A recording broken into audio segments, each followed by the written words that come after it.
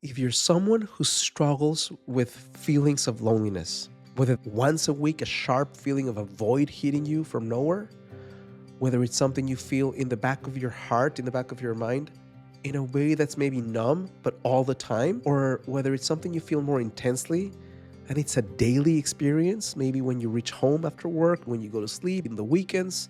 If you're someone who's replaying scenes from her last relationship and feeling a bit of shame for what you said, you didn't say, what you didn't know, for not understanding how to identify certain red flags. If you're someone who's feeling like no one understands you and gets you, like if people really were to see inside your heart, they would be scared or not want to connect with you anymore, or worse, think there's something wrong with you. If you're going through any of that, the first thing I want to say is you are not broken. This thing you're going through right now is incredibly common. I'm raising my hand as someone who experiences feelings of loneliness. And if you give me a few minutes in this video, I'm going to give you two things. 7 tiny steps, so tiny, you can take regardless how you're feeling, that will shift this perspective and give you some light in the midst of darkness. And the understanding, despite what your brain is telling you, what your heart is telling you, that you are not alone. The first thing I want to share is that this theme of loneliness isn't a small isolated thing.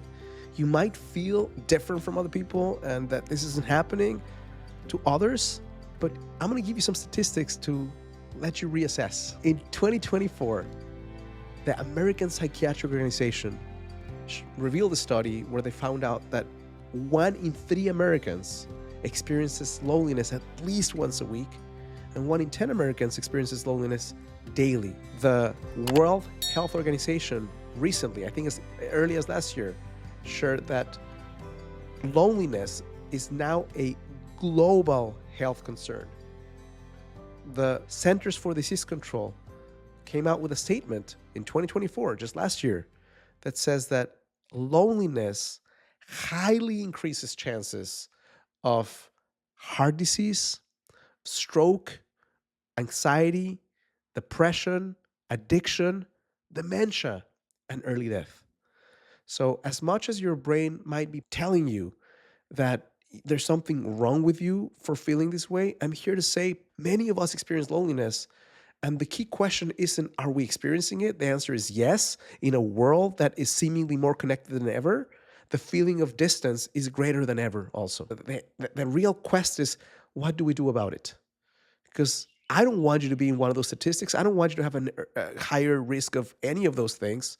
So what I want to do today is share in this video 7 tiny steps you can take that can put you over the other side of feeling lonely into feeling connected, seen, and heard. But I want to start off by reading something from my favorite poet, David White, who talks about something so beautiful, so profound, and so uplifting that will give you a perspective that perhaps you might be closer to a shift than you think. So if you're not driving right now, as you're listening to me, I'm going to read this to you. I want you to close your eyes because I want you to remove yourself from distractions and really feel the essence of what I'm sharing with you right now. No matter how far away you are from yourself or how exiled you feel from your contribution to the world or to society as a human being, all you have to do is enumerate exactly the way you don't feel at home in the world. The moment you've uttered the exact dimensionality of your exile, you're already on your way home. So what does it say? If you're courageous enough to not push this fear or this feeling or this intensity down, if you are able to say, I actually am feeling lonely. And if you go a little deeper and say, here's a few ways in which I'm feeling lonely. Here's a few moments in my day, my week, my month where it hits me harder. The moment you have the courage, and it requires so much courage to do that, you're already into a conversation with how do we create a bridge to come closer back to home. So the first action you can take if you want to shift this feeling of loneliness to one of connectedness is take a tiny microscopic step. So the moment you experience the feeling of loneliness and you recognize that it isn't serving you, that it's a call to action, that it's an invitation for something more, I want you to take a tiny action, any action that maybe in your past life would have felt this is so insignificant, it's not going to make a difference. Take that action, because the problem with changing any behavior or any experience is that we think we have to create such a huge shift in perspective in action. Now you have to put yourself out there and go to 50 parties to feel connected. And your brain says, there's no way I'm ever going to do that.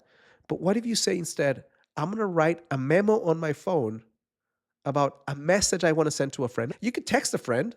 That's one option. But if you feel, I don't even feel like texting a friend right now, how about if you write that text and don't send it and put it on your memos on your phone? How about if you say, I'm going to recognize maybe in somebody's eyes the experience of loneliness, because if you really are open to this, even though people tend to put on a front where you say, how are you doing, and they say great, and the answer is really, I feel alone and empty inside, even though it's the opposite experience, but they still share, I'm okay, that we are the Instagram version of expression this day and age. Whenever you go out and create an eye-to-eye connection with someone without ever saying a word, just sending them a silent blessing, saying, I see you. Maybe a tiny action you can take is taking 5 deep breaths, writing one thing you're grateful for that counterbalances the feeling of emptiness and lack that is at the essence of feeling lonely sometimes. So anything that you think is a tiny step that is so tiny you can't fail, take that action right now. Imagine you're the human being who takes 10 or 20 times a day tiny actions. Guess what happens in a week? You're a different human being. You have more agency, you have more resolve, you have a different set of feelings, you have a different set of maybe something is possible. You also create new results. The second step you can take is replacing the illusion or the feeling of shame with the understanding that people have it really bad without sharing it. If you ever go to an AA meeting, if you ever go to a Codependence Anonymous meeting, if you ever go to any type of event where people are really sharing their heart and their truth, you'll recognize that the feelings you've been telling yourself are so unique are not. That the things you've done that are so horrible in your mind, so unworthy of you, are very common in other human beings. That doesn't mean you justify them. That doesn't mean that you say it's okay, but it means that you understand you're human. The only reason you're able to change many times in life is because you went through something painful that woke you up to a new reality, to the truth of your actual values and virtues. And because you did something that was in a misalignment with your truth, now you're able to feel something that kicks you over the edge.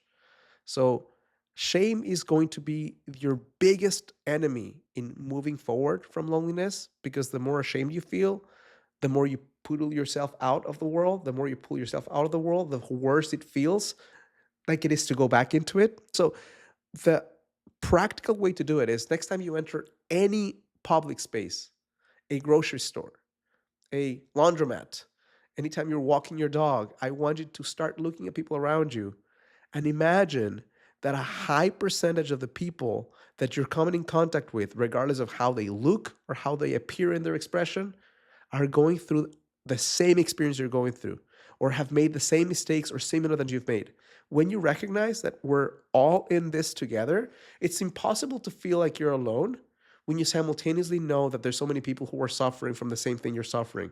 So the better question becomes, is there any part of me that, even without expressly stating so, can create a bond from my heart to their heart and send a wave of understanding and acknowledgement? The third tiny step you can take, and this is crucial, is you have to move your body.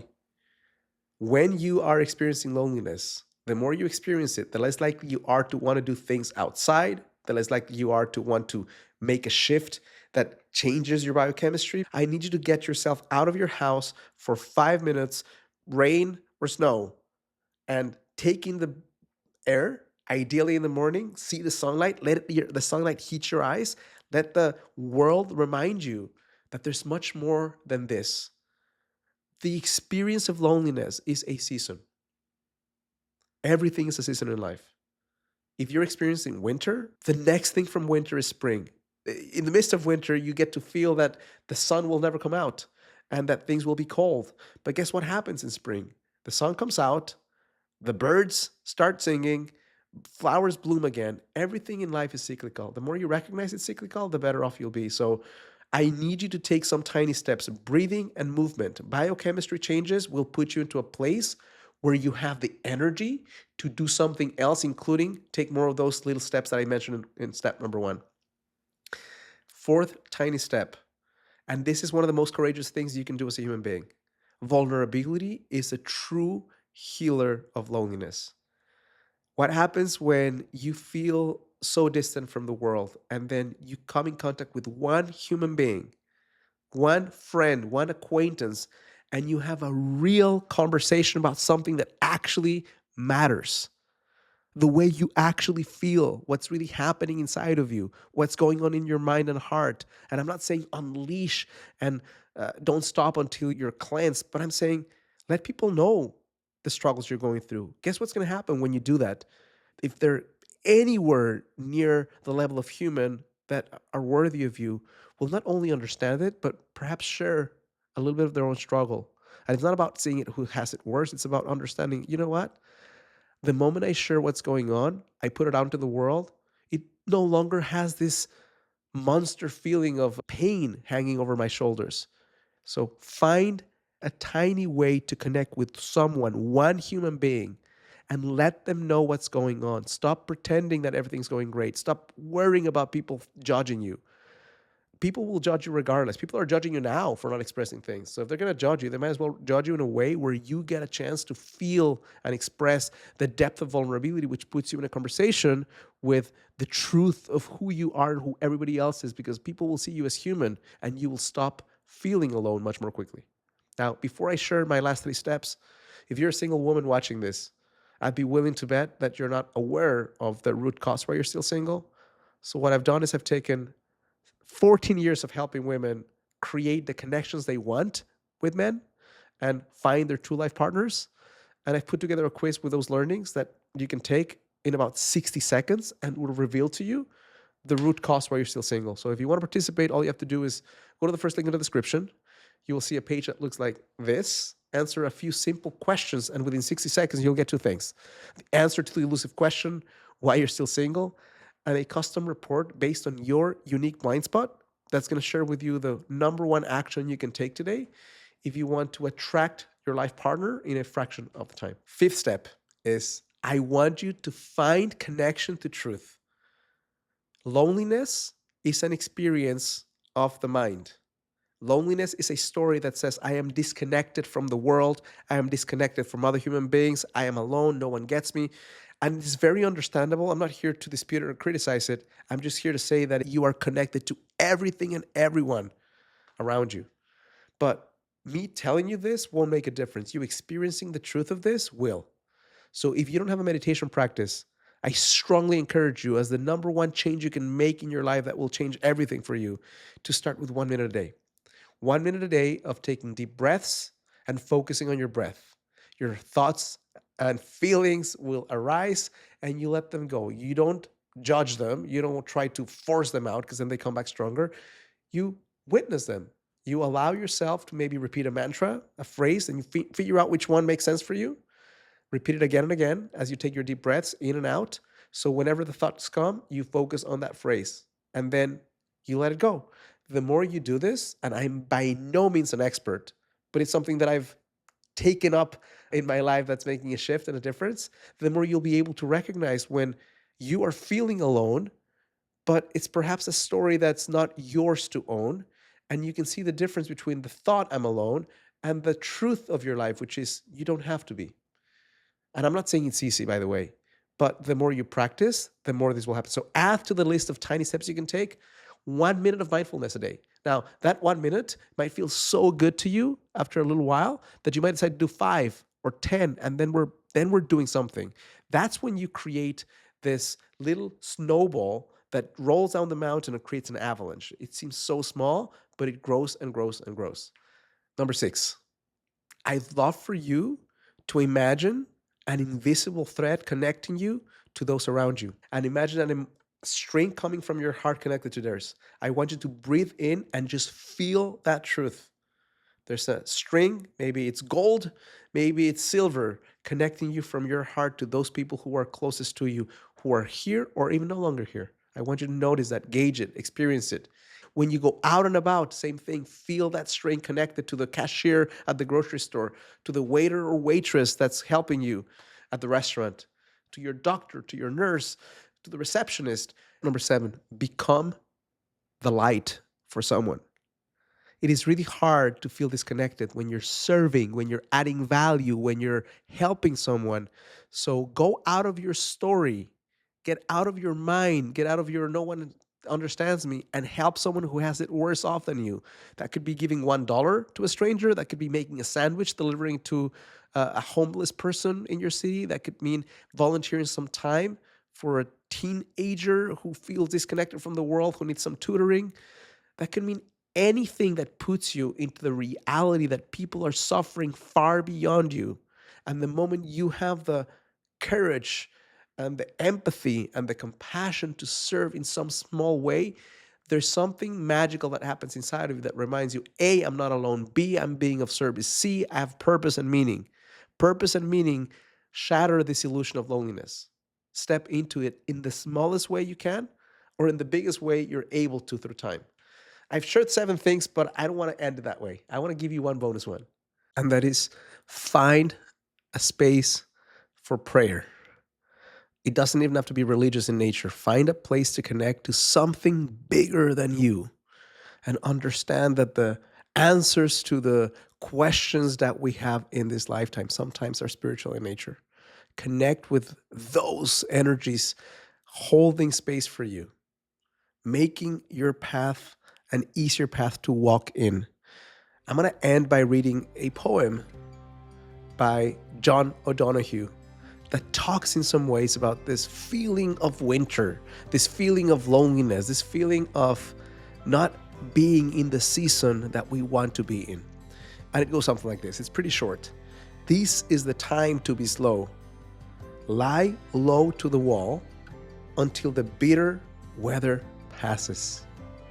Try as best you can not to let the wire brush of doubt scrape from your heart all sense of yourself and your hesitant light. If you remain generous, time will come good, and you will find your feet again on fresh pastures of promise, where the air will be kind and blushed with beginning. Hope this is helpful, useful, insightful. If this means something to you, please click like and subscribe. It means a lot to me. This is how I can reach more women. Share this with someone who needs to hear it. And if you want to continue learning how you can attract the love of your life without the need for gimmicks, manipulation, games, or stupid techniques, make sure to watch my next video right here.